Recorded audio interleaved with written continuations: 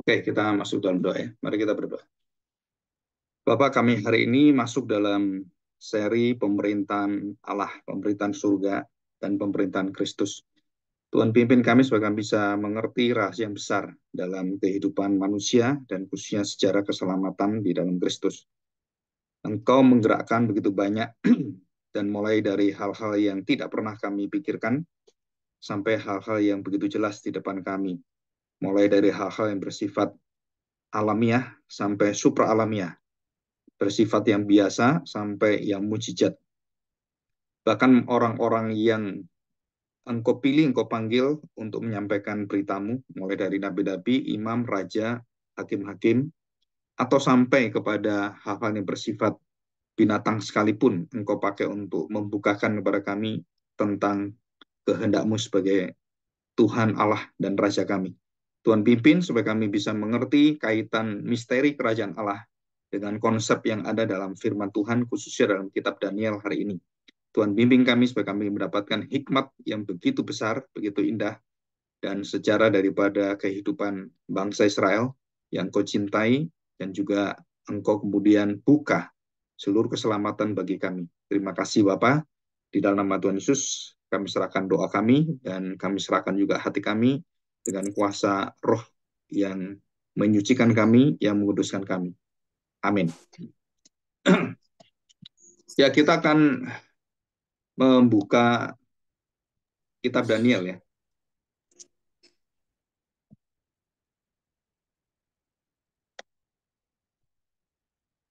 Kitab Daniel pasal yang kedua. Kitab Daniel pasal yang kedua. Nah, kita belajar konsep yang penting dalam perjanjian lama, khususnya konsep misteri ini ya. Dan biasanya kerajaan Allah itu jarang sekali membahas konsep-konsep seperti ini.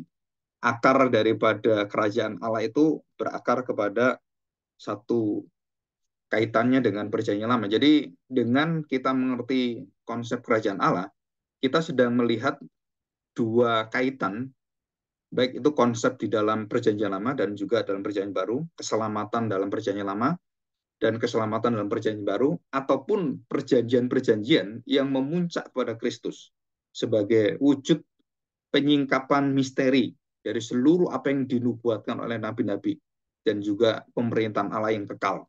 Jadi Allah yang kekal itu akan memerintah di dunia yang sementara, dan kemudian Allah yang tidak berbatas itu, Allah yang begitu sempurna, itu akhirnya masuk dalam dunia dan membuat atau menciptakan kerajaan Allah di dalam dunia sementara itu menjadi dunia yang selamanya. Jadi kita akan menjadi orang-orang yang dalam kesementaraan itu, yang mati di dalam dosa kita, itu menjadi tidak bisa mati. Nah, itu konsepnya dalam misteri kerajaan Allah itu di mana kita bisa nggak mati, kerajaan Allah itu bisa nggak akan bisa dikalahkan gitu. Itu hanya bisa diterima dan diamini di dalam Yesus yang mati sebagai orang yang terkutuk menggantikan kita, dan dia mendirikan kerajaan Allah yang kekal itu. Jadi puncak dari kerajaan Allah itu adalah penderitaan kematian Kristus dan dinyatakan dalam kuasa kebangkitannya. Nah, itulah rahasia inti daripada kerajaan Allah. Jadi ini kita ingat ini ya. Jadi semuanya itu memuncak pada karya Kristus. Jadi seluruh isinya. Nah, kita akan melihat misteri dalam kitab Daniel. Kitab Daniel ini, kata misteri atau dari artinya ras itu ya, misterion, yang dipakai oleh perjanjian lama baik Septuaginta dan juga Aramik serta Ibrani kan, itu memakai kata ras. Ya, raz itu artinya itu sesuatu yang belum dimengerti, sesuatu yang belum dibukakan, sesuatu yang belum dinyatakan. Jadi bukan teka-teki ya, bukan sesuatu misteri artinya oh kita kita seperti orang mencari anak yang hilang gitu kan. Jadi dicari-cari kita nggak ketemu, berarti nggak bisa ditemukan gitu. Nah, misteri dalam konsep pemikiran Alkitab atau pemikiran Allah adalah misteri yang Allah sendiri akan menyingkapkan itu. Jadi sebelum Allah menyingkapkan itu misteri. Setelah Allah menyingkapkan itu tidak misteri. Jadi di sini tidak ada kemungkinan seperti kita itu wah ini bisa tahu bisa enggak. Enggak, misteri itu pasti tahu. Nah, dalam konsep duniawi, konsep kita, misteri itu bisa tahu bisa nggak tahu. Jadi 50-50 gitu kan. Nah, di dalam konsepnya firman Tuhan, enggak, misteri itu pasti 100% itu dinyatakan. Enggak ada yang ditutupi. Nah, sekarang kita nggak ngerti. Kita menunggu suara Allah, kita menunggu firman Allah, kita menunggu sabdanya kan. Nah, begitu sabdanya diberitahu, nah kita ngerti. Ngertinya apa? Ya, berarti terjadi 100% sempurna. Jadi arti misterinya seperti itu. Jadi waktu kita melihat rahasia kerajaan Allah atau misteri kerajaan Allah, itu bukan sesuatu yang tidak diketahui, tapi sesuatu yang sudah pasti kita diketahui, pasti terjadi. Jadi ini dalam pikiran kita beda dengan pikiran tentang apa itu misteri dalam kamus bahasa Inggris, kamus bahasa Indonesia, kamus tentang filsafat itu Alkitab beda jauh. Jadi saya pernah mendengar orang membahas tentang misteri kerajaan Allah, dan dia menyatakan bahwa misteri itu kita nggak tahu. Jadi kita nggak tahu dan kita harus mencari tahu. Jadi dengan cara kita, hikmat kita, jawabannya nggak bisa. Dengan cara kita, dengan pikiran kita, dengan kekuatan kita, dengan akal kita nggak mungkin bisa tahu. Kenapa? Karena itu adalah semua di tangan Allah, bukan di pengertian kita ataupun di dalam pikiran kita. Jadi seperti teka-teki, oh ini ada rumus, X ini berapa? Ya, 7 ditambah titik-titik X gitu kan, sama dengan 10. Berarti X-nya berapa? Nah, kita hitung. 10 dikurangi 7, oh 3. Nah, berarti kita kan mengerti ini. Nah, ini bukan misteri. Ini bukan misteri. Tetapi itu satu pertanyaan dalam matematika yang secara matematis bisa dihitung dan diketahui angkanya berapa, jawabannya berapa. Nah, misteri bukan gini. Misteri itu Allah menyatakan satu kejadian dan menunjukkan kejadian yang lain untuk menggenapi kejadian sebelumnya. Dan itu terus berjalan. Dan sesuai dengan rencana Allah. Jadi bukan kita yang mencari ya. Kalau matematika kita cari, oh ini rumusnya apa, berapa, jumlahnya, angkanya berapa gitu kan. Jadi manusia yang bisa mencari. Nah, di akhir zaman banyak orang-orang gereja-gereja atau teolog-teolog itu mencari seperti ini, menghitung apa? Oh, kalau 1.000 tahun begini, zaman ini 1.000 tahun, zaman ini 1.000 tahun. Nah, itu bukan misteri, bukan itu. Dan itu mempengaruhi pemikiran gereja, pemikiran manusia. Akhirnya misteri kerajaan Allah itu yang disebut juga kerajaan 1.000 tahun. Maka mereka menghitung dengan matematis, dihitung harinya berapa, tahunnya berapa, begitu kan? Nah, ini kan persis Pak. Nah, kalau kita perhatikan baik-baik, apa yang terjadi itu bukan kronos yang persis, tapi itu berkaitan dengan kairos. Jadi bukan detik waktu kronosnya, tetapi kairosnya. Jadi kalau kita hitung tepatnya berapa, apa persis 1.000 tahun detiknya apa semua? Enggak, so. Enggak seperti itu. Nah, ini misterinya. Jadi kita harus tahu bahwa misteri itu adalah di dalam diri Allah dan disembunyikan, dibukakan oleh Allah. Nah, itu arti misteri. Ya, oke, kita lihat sekarang. Ini contoh dari kitab Daniel, pasal yang kedua. Nah, saya bacakan ya. Pasal 2, ayat yang pertama. Pada tahun yang kedua, pemerintah Nebukadnezar, bermimpilah Nebukadnezar karena itu hatinya gelisah. Dan ia tidak dapat tidur. Jadi ini bukan mimpi biasa, bukan mimpi yang umumnya. Ini mimpi yang spesial. Mimpi di mana Allah akan memberitahukan kepada Nebukadnezar dan dia tidak bisa mengerti dan Tuhan memberikan satu beban, satu tekanan psikologis sehingga Nebukadnezar itu tidak bisa tenang hatinya, gelisah terus dengan mimpi ini. Apa sih maksudnya? Dan dia tidak dapat tidur. Jadi setelah mimpi itu dia ada kekhawatiran, ada kegelisahan, ada ketakutan. Oh itu berkecamuk. Terus dia nggak bisa tidur. Ini apa sih maksudnya? Kenapa? Karena mimpinya bukan mimpi biasa. Mimpi yang khusus tanda petik. Itu adalah wahyu Allah. Firman Allah sebenarnya. Jadi Allah menyampaikan dalam mimpi kehendaknya. Itu juga wahyu Allah. Berbagai cara dalam kitab Ibrani, Allah menyampaikan kehendaknya, menyampaikan maksudnya, menyampaikan ketetapannya kepada orang-orang. Baik orang-orang yang Israel ataupun non-Israel. Baik itu kepada Nebukadnezar, Fir'aun, atau Ahasiwerus, dan semuanya. Surah Tuhan memakai semua cara yang sesuai dengan hikmatnya, sesuai dengan rencananya. Jadi dikatakan di sini, ada perasaan hati dan seluruh hidup Nebukadnezar itu tidak memiliki ketenangan atau damai yang seperti biasanya. Lalu apa yang dilakukan raja? Otomatis raja kan nggak ngerti, nggak tahu. Dia tanya kepada orang-orang pintar, orang-orang bijak atau sage. Ya. Lalu raja menyuruh memanggil orang-orang berilmu, ahli-ahli jampi, ahli sihir, para kasdim. Nah, kasdim itu orang-orang yang profesor-profesor gitu ya, berhikmat yang luar biasa. Untuk menerangkan kepadanya tentang mimpinya itu, maka datanglah mereka dan berdiri di hadapan raja. Ini semua dipanggil semua oleh raja. Terus raja itu ceritanya, aku gelisah, aku bermimpi begini-begini. Aku bermimpi dan mimpinya itu dia melihat mimpi, memimpikan mimpi. Jadi ini mimpinya apa spesial? Dreams of dream, gitu kan? Jadi bermimpi mimpi. Mimpi apa? Nah, mimpi ini. Jadi dia mimpi, dalam mimpinya tuh dia diberitahu mimpi lagi. Diberitahu tanda petik firman Allah itu. Apa yang terjadi atas hidupnya dia. Dan itu dikatakan oleh Nebukadnezar dan para kasdim itu kemudian menyatakan, ya raja, kekala hidupmu, ceritakanlah pada hamba-hambamu ini mimpimu itu. Maka kami akan memberitahukan maknanya. Jadi mereka sok confidence, sok tahu, sok merasa bisa, dan mereka percaya mereka bisa jawab.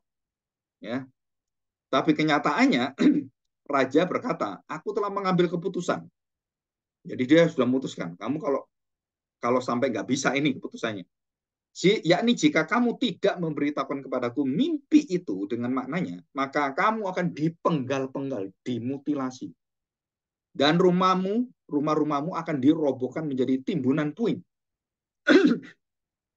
Tetapi jika kamu dapat memberitahukan mimpi itu dengan maknanya, maka kamu akan menerima hadiah, pemberian-pemberian dan kehormatan yang besar daripadaku. Oleh sebab itu, beritahukanlah kepadaku mimpi itu dengan maknanya. Silakan Tuanku Raja menceritakan. Diceritakan aja ya. Tentang mimpinya itu. Dan semuanya diceritakan dan kemudian mereka mengulur-ulur waktu. Mengulur-ulur waktu ya. Jadi, wah kayaknya kita nggak bisa ini. Ya coba Raja, coba kita pikirkan, kita cari maknanya ya, menunggu waktu. Nah, mereka mengulur-ulur waktu dan meminta kesempatan lagi. Raja mengatakan tidak. Ya. Kenapa? Nggak bisa. Kalau kamu hari ini nggak bisa, kamu nggak beri jawaban, kamu tak bunuh semuanya. Maka para kasdim itu menjawab raja, tidak ada seorang pun di muka bumi yang dapat memberitahukan apa yang diminta Tuanku Raja. Ini orang kasdim ini kan berpengetahuan luar biasa dan mengatakan, oh nggak mungkin Raja. Tidak mungkin ada orang bisa mengerti makna mimpi Raja itu bukan mimpi. Itu seperti suara dewa langsung pada Raja, yang bisa menerjemahkan adalah dewa itu sendiri. Dalam konsepnya mereka gitu. Tidak pernah ada seorang raja bagaimanapun agungnya dan besar kuasanya telah meminta sedemikian dari seorang berilmu dan seorang ahli jampi atau seorang kasdim. Apa yang diminta Tuanku Raja adalah terlalu berat. Dan tidak ada seorang pun dapat memberitahukannya kepada Tuanku Raja. Selain dari dewa-dewa yang tidak berdiam di antara manusia. Jadi ini alamnya udah beda. Jadi mimpi raja itu alamnya adalah alam dewa-dewa. Dan yang beritahukan ya dewa-dewa. Dan mereka nggak bisa. Maka raja sangat geram dan dia murka, lalu dititahkannya untuk melenyapkan semua orang bijaksana di Babel. Jadi dia masih memberi kesempatan. Udah, kalau kamu nggak bisa, saya beri waktu ini, tak bunuh semua kalian. Nah, di situ. Dikeluarkanlah titah supaya orang-orang bijaksana dibunuh, maka Daniel dan teman-temannya pun, ya mereka pun terancam dibunuh. Nah, di antara orang bijak, orang kadip semuanya itu alih-alih yang jampi itu termasuk di dalamnya Daniel, Sadrak, Mesak, dan Abednego. Dan kalau itu dibunuh ya mereka kena juga, mereka dibunuh juga. Nggak tahu kenapa mereka dibunuh. Oh karena mimpi kan. Maka Daniel meminta waktu dan menghadap pada raja. Di situ ya diminta gitu kan. Dan kemudian Daniel memberitahukan pada Hananya, Misael, dan Asaria, Sadrak, Mesak, dan Abednego. Dengan maksud supaya mereka memohon kasih sayang kepada Allah semesta langit mengenai rahasia itu. Nah, dikatakan oleh Daniel pertama kali adalah rahasia. Jadi rahasia ini berkaitan dengan mimpi, berkaitan dengan hikmat, berkaitan dengan kehendak Allah, berkaitan dengan sesuatu yang akan dinyatakan di masa akan datang. Nah, ini artinya misteri. Jadi misteri itu sesuatu yang belum diketahui, tetapi pasti diketahui kalau kita memohon pada Allah. Kalau kita mau berjalan di dalam kehendak Allah. Walaupun saya tidak bisa mengerti, tapi kita ikut. Jadi kita berjalan hidup kita ini kan hidup kita ini penuh ketidaktahuan kita. Masa depan kita bagaimana, besok bagaimana, minggu depan bagaimana, nanti saya akan akhir hidup saya bagaimana, saya matinya bagaimana, saya nanti bertemu dengan siapa, itu kita nggak tahu semuanya.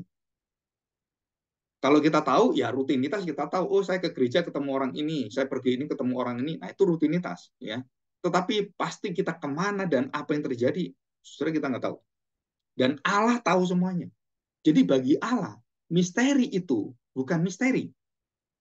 Jadi saudara harus mengerti ini. Di dalam diri Allah tidak ada sesuatu yang tidak diketahui Allah. Jadi artinya misteri itu hanya ada bagian dalam hidup manusia.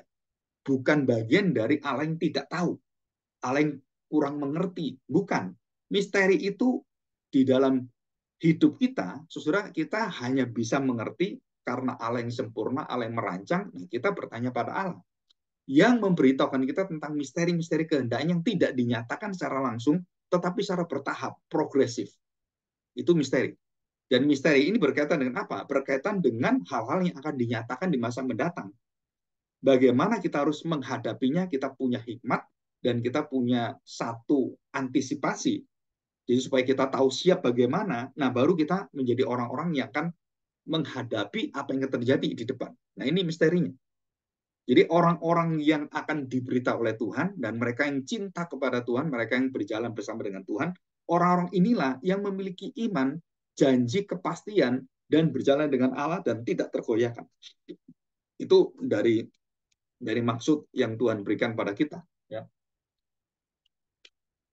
Nah, di sini kita belajar tentang satu kepastian di dalam misteri, satu harapan dalam misteri, dan itu semua akan terjawab dengan mutlak. Kenapa? Karena Allah yang menjawab. Nah, di luar Allah, di luar rancangan Allah, tidak ada orang tahu. Ya, dikatakan di sini. Nah, ini kita lihat ini ya, ayat 19. Pasal 2 ayat 19. Maka rahasia itu disingkapkan kepada Daniel. Nah, saudara perhatikan. Bukan pada Sadrak, Mesak, Abednego, yang tadi kan, anaknya Asael itu. Nah, saudara ini dinyatakan hanya kepada Daniel. Dalam suatu penglihatan malam. Saudara, ini mimpi itu masuk dalam penglihatan. Jadi mimpi dari Nebukadnezar itu penglihatan, itu visi. Jadi mimpi melihat visi, mimpi melihat mimpi. Nah, itu istilah dari orang-orang pintar itu jampi, orang kastim tadi kan. Nah, kalau di sini kita lihat Daniel diberi jawabannya oleh Tuhan melalui penglihatan. Jelas ya, bukan rahasia. Jadi Nebukadnezar menerima mimpi dan dia melihat visi dari Allah yang berupa mimpi itu nggak tahu dia. Dan dianggap mimpi karena nggak tahu. Tapi waktu Daniel menerima pembukaan, penyingkapan dari Allah, itu bukan mimpi, itu penglihatan. Jadi dia diperlihatkan dan dia tahu apa yang dia lihat. Karena Tuhan beritahu dia. Nah, kalau Nebukadnezar diberitahu penglihatan, dia nggak tahu. Itu artinya mimpi yang teka-teki kan. Nah, kalau Daniel enggak. Dia diberitahu sekalian jawabannya apa, ceritanya apa, kehendaklah apa, dan detailnya secara urutannya apa. Nah, saudara kita bandingkan dengan banyak orang-orang yang berkata bahwa ada pendeta ini, pendeta itu bisa memberikan nubuatan. Oh, ini dari Amerika, ada perempuan pendeta dari Amerika bisa menubuatkan Indonesia akan banjir darah, gitu kan. Saudara, itu kebohongan semua. Kenapa kebohongan? Karena penglihatan waktu diberitahukan oleh Tuhan kepada Daniel atau kepada nabi-nabi itu selalu diiringi dengan apa? Kepastian terjadinya kapan apa yang akan dialami kepada siapa pribadinya itu detail. Nah, pendeta-pendeta ini yang sok bernubuat ini, saudara dia nggak tahu detailnya. Bahkan yang berani menipu, yang berani seperti apa itu cerita-cerita seperti Benny Hinn dan semuanya itu ya. Mereka tahu dulu informasi di bawah, oh siapa yang sakit, siapa yang dan dia tahu dan dia memandang ini baju merah yang sakit ini, angkat tanganmu. Wah, yang baju merah di belakang kaget. Loh, kok tahu ya pendeta ini? Luar biasa pendeta ini. Kenapa? Tahu nama saya, tahu baju saya. Wah, dia langsung merasa itu dari Tuhan. Tersugesti. Dan kemudian saking senangnya, penyakitnya itu sementara waktu Bisa kerasa seperti hormonnya itu seperti hormon sukacita itu menutupi sakitnya. Bisa, so. Tapi setelah pulang dari situ sakit lagi. Dan itu banyak kejadian. Setelah diselidiki, kejadiannya banyak seperti itu. Nah, Daniel berbeda dengan pendeta-pendeta yang bernubuat. Kenapa? Karena Daniel dari Tuhan.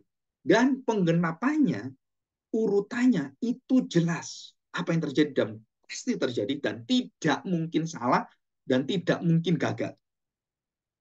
Nah, saudara, jadi kita tahu jelas ini ya. Jadi semuanya dia mengatakan Indonesia akan terjadi satu peristiwa yang berdarah-darah. Nah, dia harus jelaskan itu di daerah mana, di kota apa, bagaimana kejadiannya, siapa yang tertimpa. Itu harus dijelaskan. Kalau itu dari Tuhan, kalau itu nabi yang sesungguhnya dari Tuhan, nah dia harus jelaskan.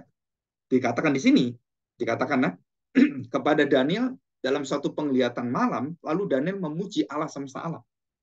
Berkatalah Daniel, terpujilah nama Allah selama-lamanya, sampai selama-lamanya.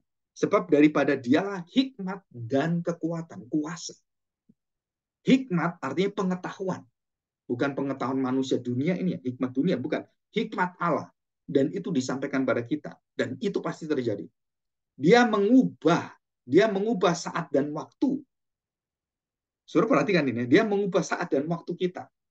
Apa yang terjadi dengan kita, dia bisa ubah ke depan. Dan dia bisa memberikan kita sesuatu yang baru dan membuang sesuatu yang lama dan menghapus sesuatu yang lama dan memberikan sesuatu yang baru. Nah, itu semua dari Tuhan. Dikatakan di sini, mengubah saat dan waktu kejadiannya bagaimana dan semua akan bisa diubah. Dia memecat raja dan mengangkat raja. Dia memberi hikmat pada orang bijaksana dan pengetahuan pada orang yang berpengertian. Dialah yang menyingkapkan hal-hal yang tidak terduga dan yang tersembunyi. Dia tahu apa yang ada di dalam gelap dan apa yang ada di dalam terang. Dan semuanya tidak ada yang tertutup, tidak ada misteri di hadapan Allah. Semuanya terbuka. Nah, saudara, sesuatu yang berkaitan dengan ketetapan Allah, kalau manusia sudah kesesat, biasanya Allah memberi nabinya datang, supaya manusia kembali mendengar suara dan balik. Kesesat lagi, nabinya diutus lagi, balik lagi. Kenapa Tuhan nggak memberikan aja hati yang kemudian bisa taat gitu kan? Nah, itu belum saatnya. Kapan itu diberikan hati yang bisa seperti itu? Setelah perjanjian baru harus datang dan Yesus harus mati dan membangun bait Allah yang baru, yaitu hati kita yang sudah bobrok, sudah rusak, yang menjadi baitnya kegelapan itu menjadi penyembahan berhala dan diubah menjadi penyembahan pada Allah. Dan itu peristiwa di mana? Peristiwa Yesus mati di kayu salib dan kemudian dinyatakan dengan kuasa Roh Kudus dan Roh Kudus datang melahirkan gereja. Nah, itu saudara, semua di sini rahasia itu ya. Jadi kita belajar bagaimana Allah yang memiliki semua kejelasan dan penyingkapan rahasia kerajaan Allah. Jadi ini Allah dan bukan yang lain. Dan bukan malaikat. Malaikat pun nggak bisa. Yang malaikat itu disuruh oleh Allah. Dan malaikat pun waktu Yesus datang menjadi manusia, mereka bersuka cita karena rahasia Allah dinyatakan. Malaikat pun tidak tahu bagaimana Allah menjadi manusia. Malaikat pun melihat itu karena yang mengerjakan bukan malaikat. Yang mengerjakan adalah Allah. Yesus waktu menjadi manusia mengerjakan Roh Kudus, bukan malaikat. Ini semua pekerjaan Allah dan malaikat memuji, memuja waktu dilihat gembala-gembala itu. Malaikat-malaikat memuji penggenapan misteri Allah itu. Mereka lihat dan terjadi. Wow, mereka bersuka cita seperti Daniel. Begitu diberitahu Allah tentang apa yang terjadi dengan Nebukadnezar dan Nebukadnezar akan dibinasakan Tuhan, Nebukadnezar akan dihancurkan Tuhan dengan mimpi itu. Saudara, apa yang dilakukan oleh Daniel setelah mendengar itu? Terpujilah nama Allah dari selama-lamanya sampai selama-lamanya. Jadi dia bersuka cita akan kebinasaan dari Nebukadnezar. Jadi bersuka cita kenapa? Ya karena itu kehendak Allah. Masih untung Nebukadnezar diberitahu. Bagaimana kalau nggak diberitahu? Waduh, saudara, bagi kematian itu kan sesuatu yang diberi kesempatan oleh Tuhan supaya Nebukadnezar itu bisa berubah hatinya. Tetapi kenyataannya nggak berubah dia. Dia semakin kejam gitu ya nantinya.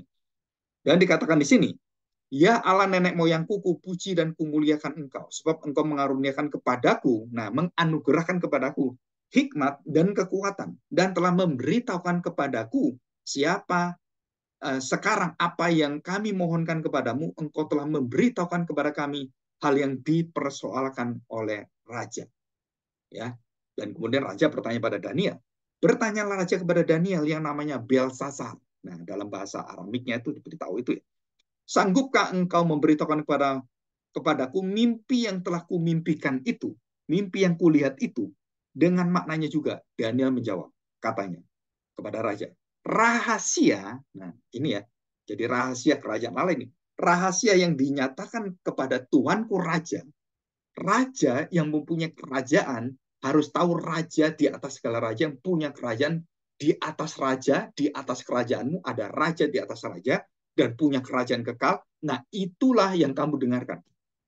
Dikatakan sini, rahasia yang dinyatakan Tuhan, ditanyakan tuanku raja, tidaklah dapat diberitahukan kepada raja oleh manusia siapapun, orang bijaksana, ahli jampi, orang berilmu, ataupun ahli nujum. Tetapi di surga ada Allah yang menyingkapkan rahasia-rahasia. Ia telah memberitahukan kepada tuanku Raja Nebukadnezar apa yang akan terjadi pada hari-hari yang akan datang. Nah, sudah perhatikan ya.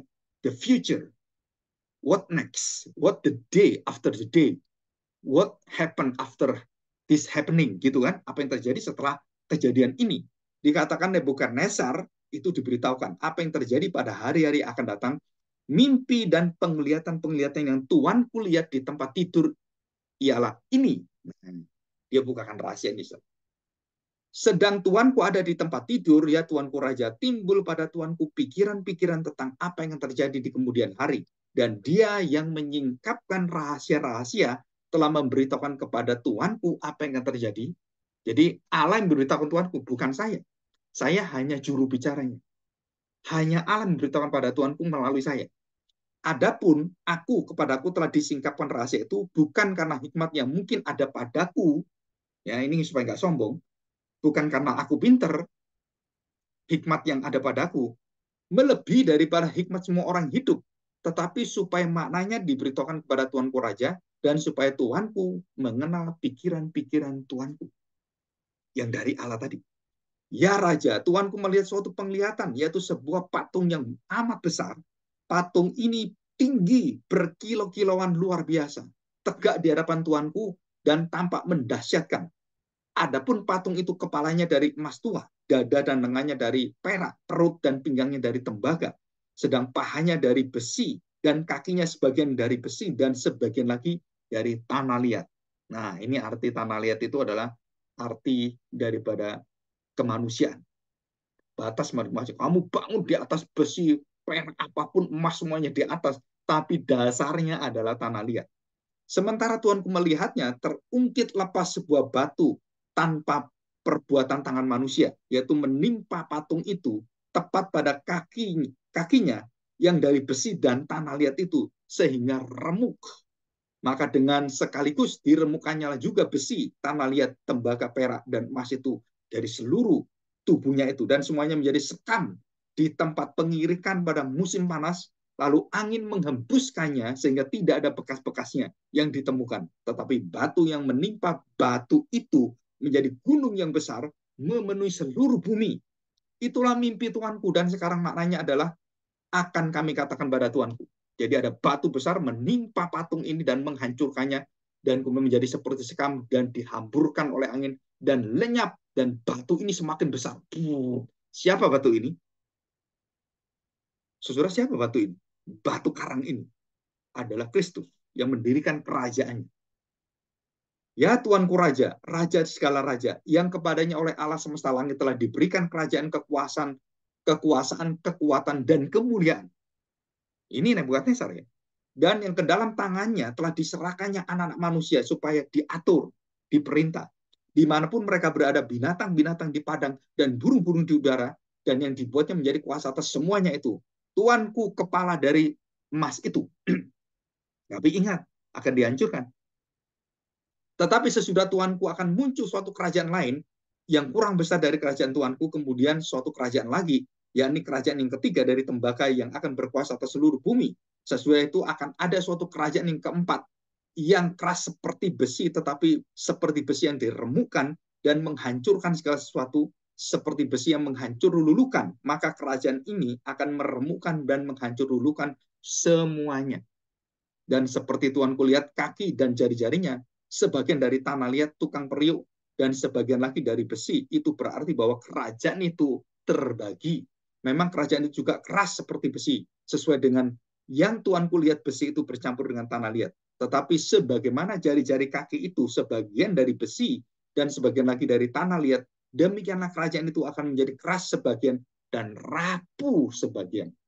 Seperti Tuhan kulihat besi itu bercampur dengan tanah liat, itu berarti mereka akan bercampur oleh perkawinan, tetapi tidak akan merupakan suatu kesatuan, seperti besi yang tidak bercampur dengan tanah liat. Tetapi pada zaman raja-raja, Allah semesta langit akan mendirikan suatu kerajaan yang tidak akan binasa sampai selama-lamanya. Dan kekuasaan tidak akan beralih kepada bangsa lain. Kerajaan itu akan meremukkan segala kerajaan dan menghabisinya, tetapi kerajaan itu sendiri akan tetap selama-lamanya. Oke, kita berhenti di sini. Nah, saudara perhatikan. Jadi rahasia itu dibukakan oleh Daniel dan itu detail, saudara. Ini terjadi apa? Setelah ini, dan semua diberitahukan. Dan akhir dari hidup Nebukadnezar, kerajaan Nebukadnezar itu akan dihancurkan tanpa sisa, tanpa ada bekasnya. Dan kerajaan itu menjadi kenangan. Dan sekarang ini menjadi kenangan kita kan. Oh, ada raja bernama Nebukadnezar, gitu kan. Kerajaan Babilonia yang luar biasa, yang berkuasa luar biasa. Soal itu semua kerajaan yang didirikan dengan satu luar biasa. Nah, karena patung ini menunjukkan pada masa mendatang, dan itu ada 4 kerajaan. Nah, saudara, kalau kita lihat 4 kerajaan itu bisa di kerajaan Persia, Babilonia, kemudian Romawi, dan kerajaan yang terakhir kita nggak tahu. Kerajaan yang akan terjadi di masa mendatang, kerajaan sangat besar yang akan didirikan oleh kegelapan itu yang akan dihancurkan oleh Tuhan. Nah, ini semua menunjuk pada masa depan. Semua kerajaan yang ada di dunia ini, semua pemerintahan, semua presiden, semua perdana menteri, semua penguasa, saudara, semua itu akan dihancurkan Tuhan. Saudara, ini adalah beritanya. Berita kerajaan Allah yang sangat mengerikan adalah tidak ada satu pemerintahan di dunia ini yang akan berdiri, termasuk bangsa Indonesia juga akan dihancurkan. Walaupun kita tahu Pancasila adalah baik. Saudara, kenapa? Karena manusia di dalam kehancuran dosa. Dan tidak ada satu pemerintahan yang menyukakan hati Allah. Jadi jangan berharap, saudara, pemerintah Indonesia, pemerintah seluruh dunia, menjadi pemerintah yang menyenangkan hati Allah. Pemerintah yang betul-betul hidupnya itu berkenan pada Allah. Tidak ada satu pemerintahan, tidak ada satu kekuasaan, tidak ada satu kerajaan yang menyenangkan Tuhan. Semua akan dihancurkan oleh Tuhan. Dan hanya satu kerajaan dia dirikan, yaitu apa? Saudara, kerajaan itu apa? Yaitu kerajaan yang berdasarkan kepada Kristus, karya raja yang mati, yang bangkit. Dan kerajaan ini sudah berdiri. Sejak Tuhan Yesus mati di kayu salib, kerajaan itu mulai berdiri dan menimpa semua, menimpa Romawi, menghancurkan Romawi, menghancurkan orang-orang Yunani semua, yang orang berhikmat itu dihancurkan oleh Tuhan. Dan pelan-pelan kerajaan yang dari kecil ini, yang seperti biji sawi itu yang semakin besar, batu ini akhirnya menjadi besar dan tak terkalahkan, kekal selama-lamanya. Saudara, jadi nilai yang ada, yang Daniel nyatakan, saudara, itu bukan nilai-nilai kekuatan, kekuasaan yang memang dari Tuhan semua. Kepintaran dari Tuhan, hikmat dari Tuhan. Waktu Tuhan berikan pada manusia, dan mereka melupakan Tuhan, dan mereka kemudian membantah dan melawan Tuhan, dan merasa dirinya adalah Allah, maka setiap penguasa ini, itu dinyatakan oleh Tuhan bahwa tidak ada yang sisa. Semua penguasa akan dibinasakan Tuhan, termasuk kerajaannya. Bukan hanya Nebukadnezar, termasuk Salomo dihancurkan Tuhan, kerajaannya dikoyakkan Tuhan. Jadi saudara, kalau kita lihat, Salomo membangun kerajaannya dengan hati mencintai Tuhan dan memuliakan Tuhan. Dan kemudian dia mengambil berhala-berhala itu dari istri-istrinya, masuk ke dalam kerajaannya, masuk ke dalam bait Allah, dan dia juga menyembah di sana, dia melakukan begitu banyak dosa di sana. Saudara, Tuhan mengatakan apa? Aku akan hancurkan, aku akan koyakkan, aku akan robek kerajaan. Saudara, dan akhirnya terjadi. Dan kemudian apa yang terjadi? 70 tahun bangsa Israel dibuang oleh Tuhan. Saudara, ini semua adalah misteri kerajaan Allah. Dan jangan lupa, rencana-rencana Tuhan itu adalah rencana kemurahan.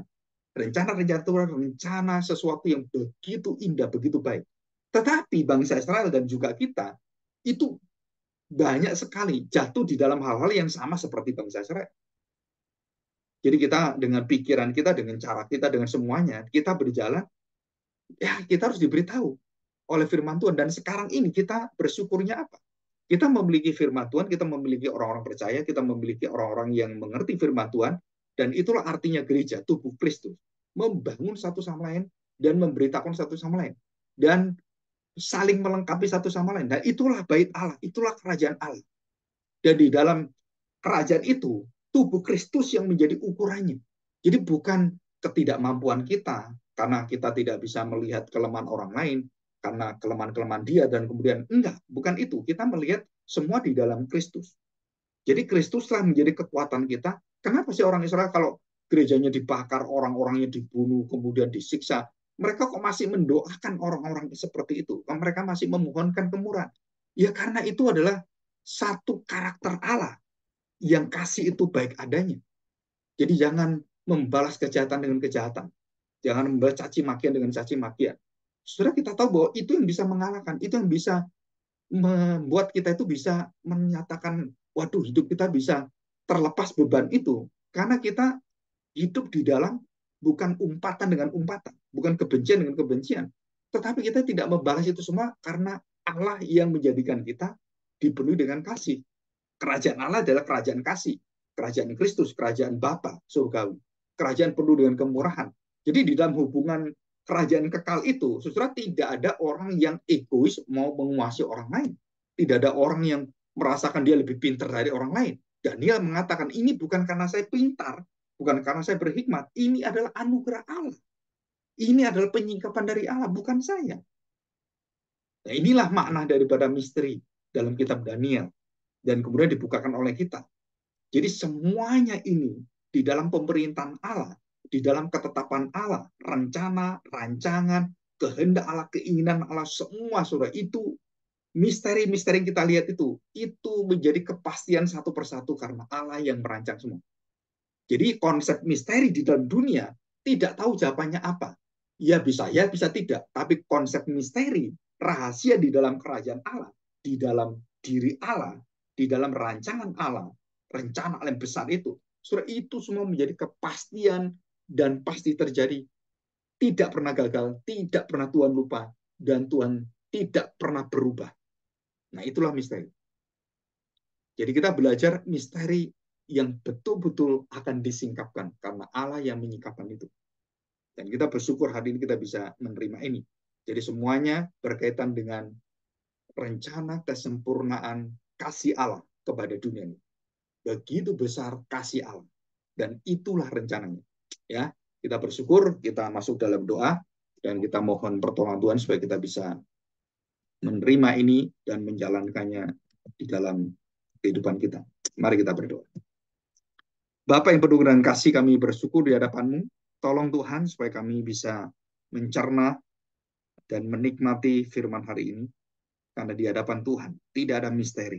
Bagi kami penuh dengan misteri. Tetapi kami diberitahu akan janji Tuhan. Misteri itu akhirnya bukan sesuatu yang kami linglung, bingung. Kami tidak tahu. Kami kemudian mencari jalan sendiri. Tuhan, kami tahu bahwa semua jalan dari Tuhan adalah jalan yang damai, jalan penuh kasih, dan tidak ada kebencian dibalas dengan kebencian, caci maki dibalas dengan caci maki, kejahatan dibalas dengan kejahatan. Karena itu tidak mungkin kami lakukan. Karena hidup kami sudah diubahkan oleh Tuhan.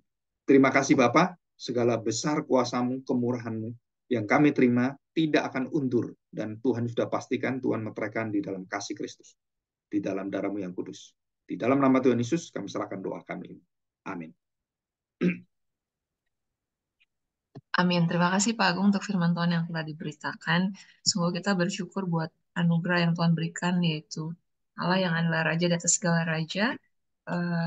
itu dialah yang akan memimpin dan kita berdoa supaya kerajaan Allah terus makin dimanifestasikan dalam hidup kita. Meskipun dunia ini banyak sekali ketidakpastian, perpolitikan, kerajaan-kerajaan yang ada di dunia ini, bahkan di negara kita sendiri kita eh, begitu banyak kebingungan, tetapi kita percaya bahwa Allah Raja di atas segala raja, rencananya tidak pernah gagal, dan semua pemerintah yang ada di dunia ini yang seharusnya melayani Allah, melayani kerajaan Allah yang tidak itu pasti akan dibinasakan. Dan nanti kita akan melihat bagaimana Allah akan terus makin menyatakan kerajaannya dan kita sebagai anak-anak yang sudah ditebus, kita juga kiranya terus memanifestasikan kerajaan Allah dalam hidup kita sehingga orang-orang juga boleh melihat kemuliaan Allah dalam hidup kita. Begitu juga dengan doa-doa yang kita naikkan, kita berdoa supaya kerajaan Allah terus dinyatakan dan kita semakin dikuatkan, khususnya jemaat Tuhan di Bandung, Yogyakarta, dan Semarang. Yang Ya. pertama diminta kepada Pak Mosir memimpin kita dalam doa untuk pengurus dan jemaat, juga untuk pendeta agung dan keluarga, serta kebutuhan pelayanan misi di Jogja dan Semarang. Pada Pak Mosir dipersilakan. Kita sama-sama berdoa. Bapa di dalam surga, kami bersyukur buat kasih setia Tuhan, penyertaan Tuhan yang tidak pernah berhenti di dalam hidup kami dan kami dapat rasakan di dalam segala suasana. Biarlah Tuhan senantiasa yang menguatkan kerohanian para pengurus dan jemaat GPR yang ada di Bandung, Jogja, dan Semarang, agar mereka bisa dikuatkan untuk tetap setia di dalam pergumulan dan bisa berakar, bertumbuh, dan berbuah dalam Kristus dan firman-Nya. Tuhan tolong satu persatu agar Engkau sendiri yang memberikan kemampuan, kekuatan bagi kami untuk menjalani apa yang harus kami jalani dalam pelayanan di gerejamu di GPRI Tuhan. Biarlah segala kelemahan-kelemahan dan kekurangan kami, Tuhan yang bisa menutupinya, Tuhan yang bisa menopang sehingga kami orang-orang yang lemah ini Tuhan bisa Engkau pakai lagi. Engkau yang memberikan semangat lagi kepada kami untuk bisa mengambil bagian yang harus kami kerjakan di dalam setiap pelayanan yang ada di GPRI. Engkau topang di dalam setiap pergumulan daripada teman-teman kami, saudara-saudara kami yang ada di dalam pergumulan, baik itu pergumulan secara ekonomi,